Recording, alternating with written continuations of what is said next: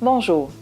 Est-ce qu'il vous est déjà arrivé de vivre des irritants, des frustrations, des situations difficiles, même des conflits avec des membres de votre entourage? C'est bien possible parce que ça fait partie de la vie.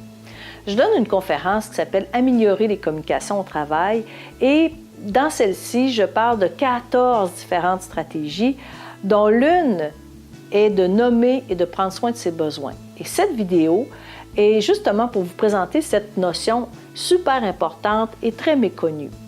D'où ça vient les besoins? Qui a parlé de ça? Un des premiers, ça a été Abraham Maslow avec la pyramide des besoins. Après ça, il y a eu Max Deaf, mais surtout M.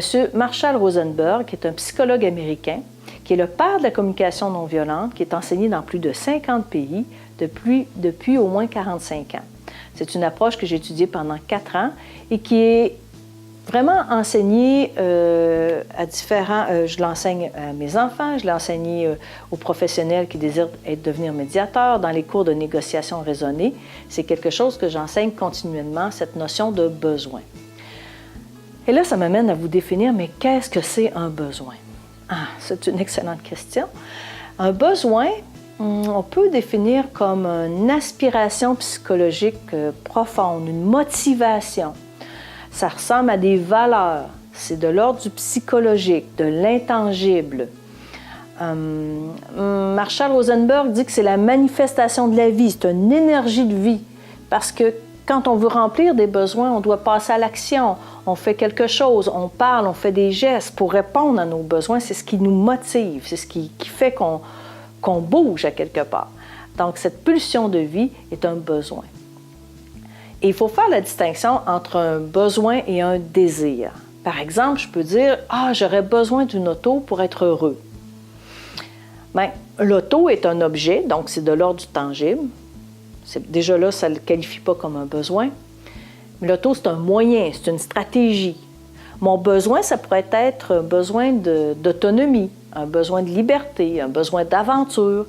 Et l'auto est un moyen pour répondre. Vous voyez, il y a une différence entre désir et besoin. L'autre élément important des besoins, c'est qu'ils sont universels. Peu importe où on habite sur la Terre, nous avons tous les mêmes besoins. J'aime prendre l'exemple des petits-enfants. Un petit enfant, qu'est-ce qu'il a de besoin? Imaginez, peu importe où il demeure sur la planète, il veut rire, il veut jouer, il veut... bien sûr il a besoin de se nourrir, d'une certaine sécurité. Et donc, on voit que l'enfant... tous les enfants de la Terre partagent les mêmes besoins. Et tous les êtres humains, les adultes, c'est la même chose.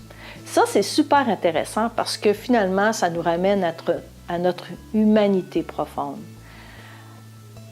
À ce qui nous relie les uns aux autres.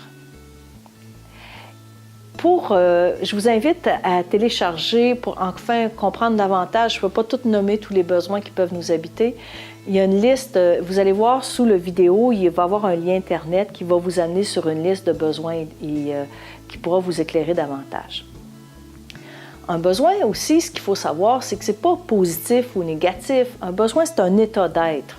Si quelqu'un vous disait « Ah, elle a besoin de se venger » ou « il a besoin de se venger » ou de nuire au gestionnaire ou de nuire à l'organisation, avec ce qu'il fait, il a besoin de se venger. Bien ça, ce n'est pas un besoin. La vengeance, ce n'est pas un besoin. Ça peut être une action que vous jugez, c'est un jugement. Premièrement, c'est juger qu'une action a la couleur de la vengeance. En fait, c'est une stratégie qui est plus ou moins adéquate pour répondre à un besoin qui peut être très adéquat. Une personne peut faire des actions pour répondre à un besoin d'équité, un besoin de justice, un besoin d'être entendue, de prendre sa place. Et elle va utiliser des moyens qui sont plus ou moins intéressants. Je donne un exemple peut-être plus simple. Les parents. Moi, je suis mère et il m'est arrivé de crier, de m'impatienter après mes enfants.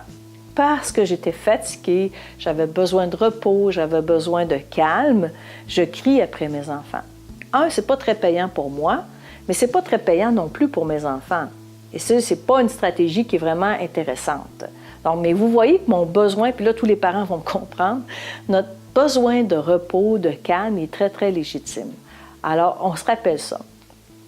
Évidemment, l'être humain, c'est complexe. On a plusieurs besoins qui nous habitent en même temps. Puis on a des besoins de base primaires qui vont peut-être même décider de l'orientation d'une vie. Par exemple, dans mon cas, j'ai un grand besoin de paix et d'harmonie, ce qui fait que je suis devenue médiatrice et que j'enseigne la médiation, par exemple. Vous pourriez avoir un grand besoin de créativité. Les artistes ont dans leur besoin de créativité. C'est un autre exemple. Et voilà. Et tout au cours d'une journée, même, ça peut bouger et il y a différentes choses qui se passent. Ce qui est intéressant de noter, c'est que lorsqu'un besoin n'est pas rempli, bien, je peux vivre des émotions de l'ordre du mal-être, de l'ordre de l'inconfort. Une émotion, c'est une information qu'il y a un besoin qui n'est pas rempli. Si je suis frustrée, choquée, angoissée, j'ai peur, j'ai de la peine, de la tristesse, je suis dégoûtée, il est possible que c'est parce que j'ai un besoin qui n'est pas rencontré, qui n'est pas rempli, qui n'est pas comblé. Et ça va créer ce mal-être, cet inconfort. Et lorsque deux personnes, dans une même maison, dans un même lieu de travail, vivent des inconforts, ce qui peut arriver, c'est que chacun exprime, avec des blâmes, des critiques, des reproches, peu importe, leur mal-être et vont se frotter, et ça va finir par devenir des conflits.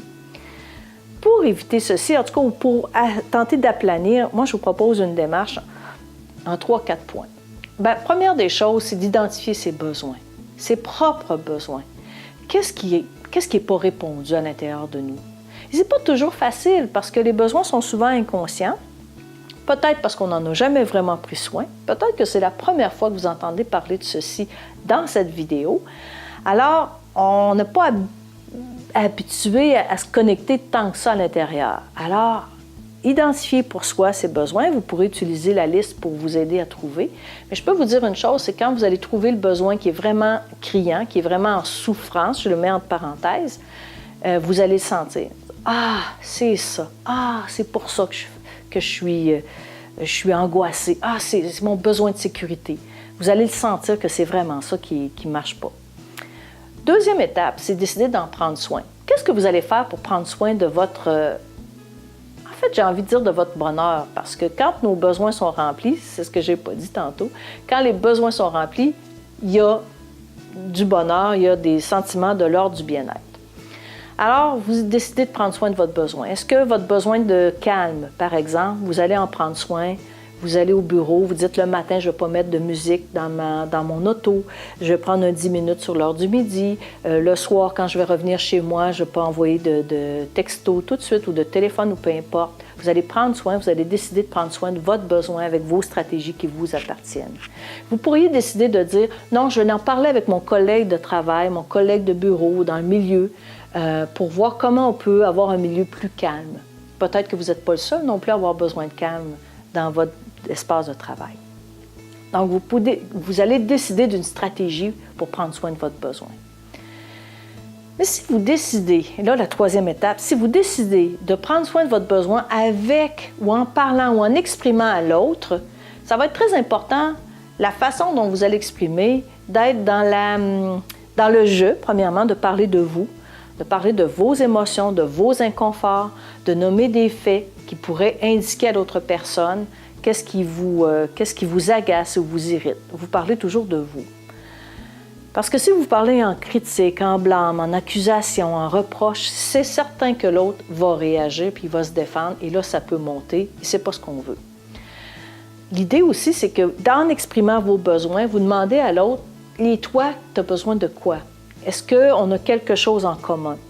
Aussi, parce qu'on va avoir des besoins en commun. Sur les lieux de travail, les gens ont souvent besoin de paix, de reconnaissance, de contribution, d'expression. C'est des besoins que les gens ont en commun. On peut cibler sur nos besoins communs également. Tout ça pour arriver à 4, à trouver une solution qui est mutuellement acceptable, qui va faire l'affaire des deux. Et ça peut être des compromis, ça peut être des choses très, très créatives. C'est de discuter ensemble pour trouver ensemble les solutions. C'est sûr que ça peut demander du courage, de l'audace, de dire avec authenticité ce qui est là pour nous, de se rendre vulnérable. Mais en même temps, c'est un choix. On peut choisir de dire non, je ne veux pas en parler, c'est OK, mais qu'est-ce qu'on va faire pour répondre à notre besoin si on veut plus de bonheur? Et on peut avoir peur de blesser l'autre aussi parce qu'on n'est pas habitué de dire. Dans ce cas-là, je pense que l'idée, ce serait de voir avec l'autre et toi, quels sont tes besoins qui ne sont pas remplis. Et en parlant au jeu, on peut amener tellement plus de clarté et de bienveillance dans une relation que ça vaut la peine de tenter le coup. Voilà, ça termine cette petite vidéo. Si vous avez aimé, merci de la partager.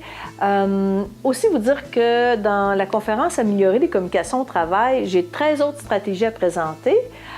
Alors, ça peut faire une différence. Peut-être la partager avec vos gestionnaires, cette idée d'une conférence dans votre milieu de travail. C'est sous le site célinevallière.com. Demandez une soumission. Ça fera plaisir de vous répondre le plus rapidement possible. Alors voilà, merci beaucoup. Bonne démarche, bon succès.